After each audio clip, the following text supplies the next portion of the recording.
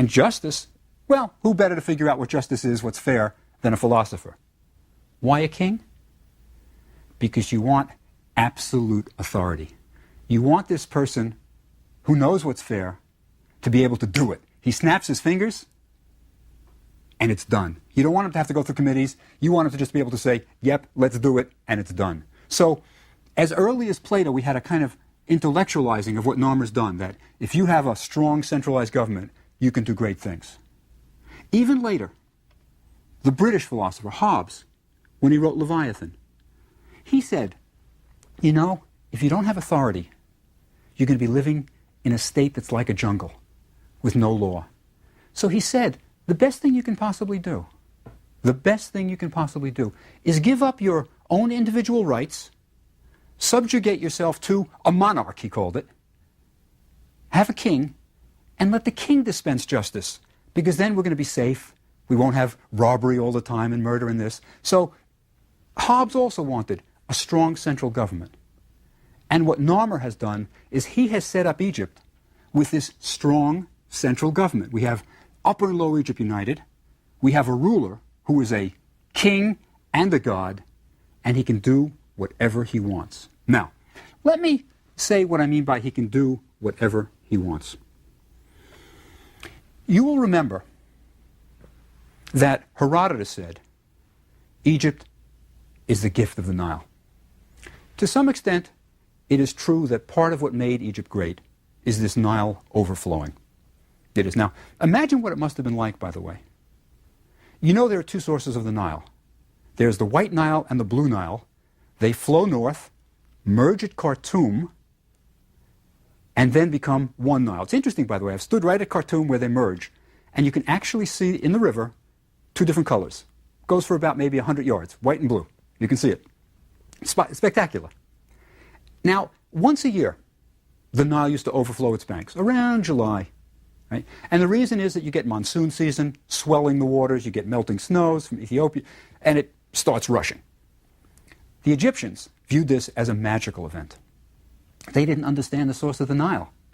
They didn't know what caused it. And every, say, July 6th or so, the Nile would, and this is the sequence, it would turn red because of the topsoil suspended in it moving quickly. It would turn green. It would turn green.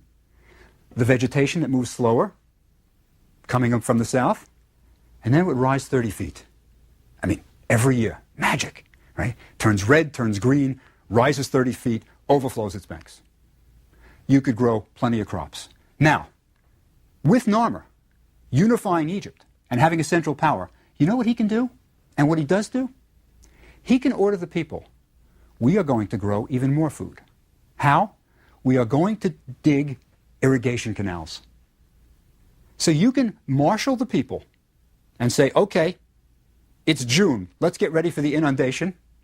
Everybody starts digging canals. Now the reason you dig the canals is so that when the Nile overflows, it'll go even more inland, and you'll have more land that you can irrigate, more land that you can grow crops on, and you are going to be able to grow more crops than you could ever imagine. So with Narmer, you get this ability to marshal the forces of Egypt for the benefit of the general good. It's no longer individual people making individual decisions. It is the king calling the shots for the benefit of Egypt. Now, once you've got all this food, think of what you can do. As I mentioned, you can have a standing army. You can feed 50,000 guys who don't contribute to the economy. And if you've got a standing army, they can drill, they can practice. They're not just ragtag pulled together for a battle. These guys are pros.